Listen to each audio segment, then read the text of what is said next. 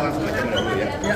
Sama Gibran ya. Duduknya sebelah nama Gibran Pak di atas Pak. Kita ke atas. Kasih Pak Bowo.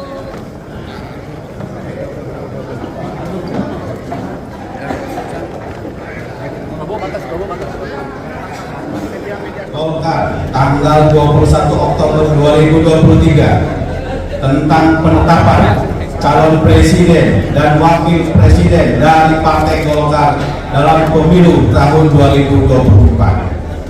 Rapat Pimpinan Nasional 2 Partai Golongan Karya tahun 2023 menimbang dan seterusnya, mengingat dan seterusnya, memperhatikan arahan dan persetujuan Rapat Pimpinan Nasional 2 Partai Golongan Karya tahun 2023 tanggal 21 Oktober 2023 menetapkan keputusan Rapat Pimpinan Nasional 2 Partai Golongan Karya tentang penetapan calon presiden dan calon wakil presiden Partai Golongan Karya di dalam pemilu tahun 2024. Pertama, menetapkan, mengusung dan mendukung Bapak Letnan Jenderal TNI Purnawirawan Prabowo Subianto sebagai calon presiden Republik Indonesia periode 2024-2029.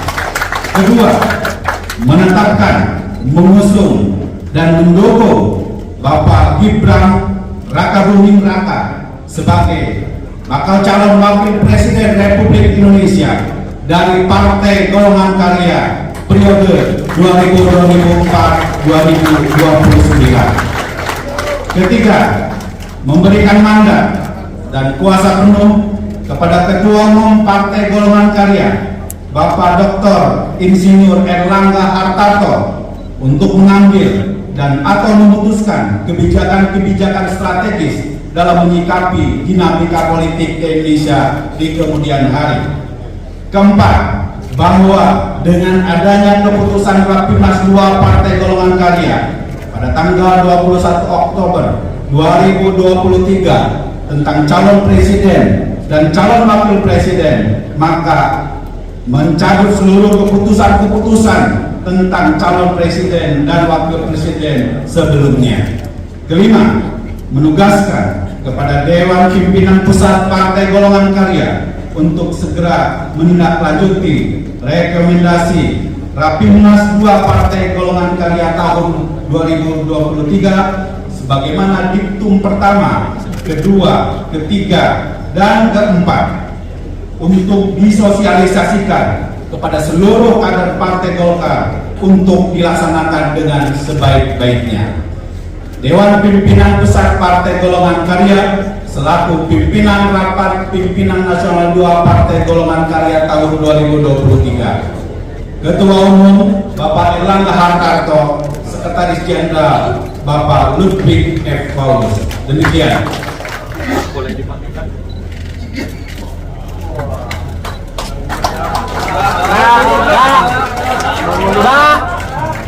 Mbak, mundur Mbak.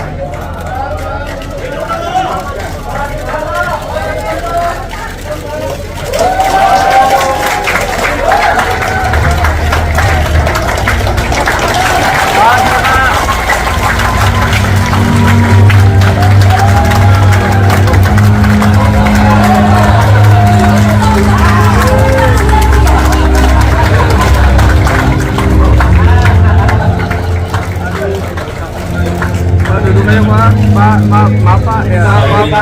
Karena kita sudah memutuskan untuk mendukung Bapak Prabowo Subianto sebagai calon presiden untuk memberikan sambutan. Duduk Pak.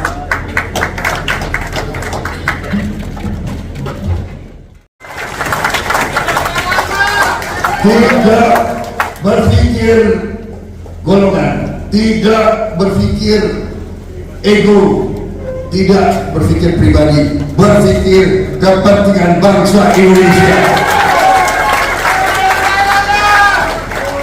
Dari lubuk hati saya paling dalam, saya hormat sama golongan karya.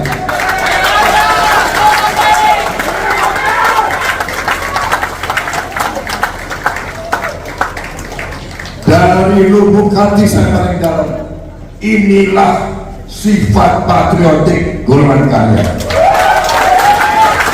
Inilah negarawan partai golongan karya.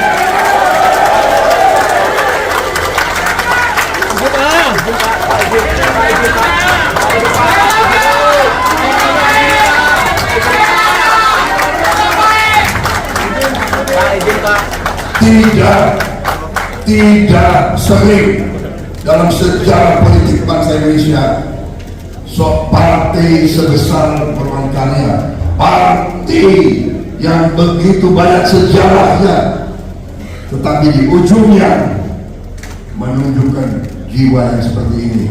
Saya sungguh-sungguh hormat sama kalian. Saya kenal tokoh-tokoh Golkar di sini, Pak Akbar Tanjung, Pak Ical Bakri. Waktu mereka belasan tahun, mereka di jalanan, mereka membela Pancasila di jalanan, mereka adalah pejuang-pejuang Pancasila. Agung Laksono, saya kenal mereka semua dari kecil. Erwin Aksa, semua itu orang-orang saya kenal. Tio Sambuaga masuk penjara. Waktu dia masuk penjara, saya tentara yang amankan beliau. Betul.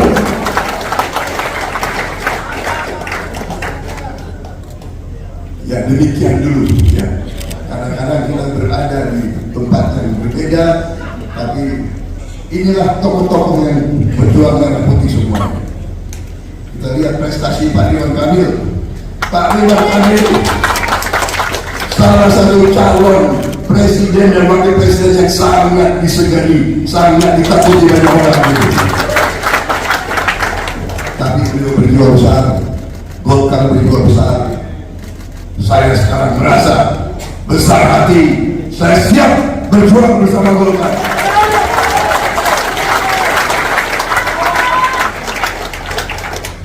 Jadi saya kira jangan saya terlalu panjang lebar. Prabowo itu berbahaya dikasih mic sama presiden. Tapi nggak ada kopi. Saya ingin mengatakan bahwa saya bangga, saya merasa besar hati. Memang Golkar ini wadah penempaan kepemimpinan politik yang luar biasa, ya, yang luar biasa.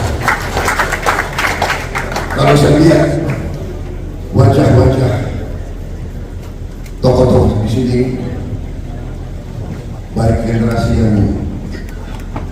saya dan generasi yang lebih muda, saya melihat di sini adalah kesinambungan, komitmen kepada kesinambungan.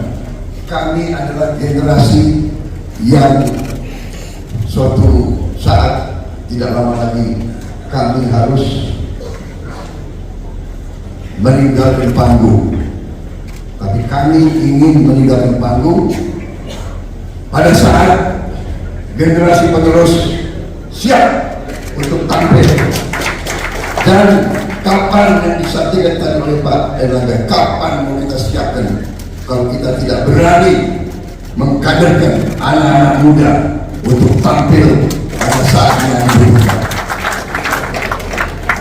Hadirin yang kami hormati,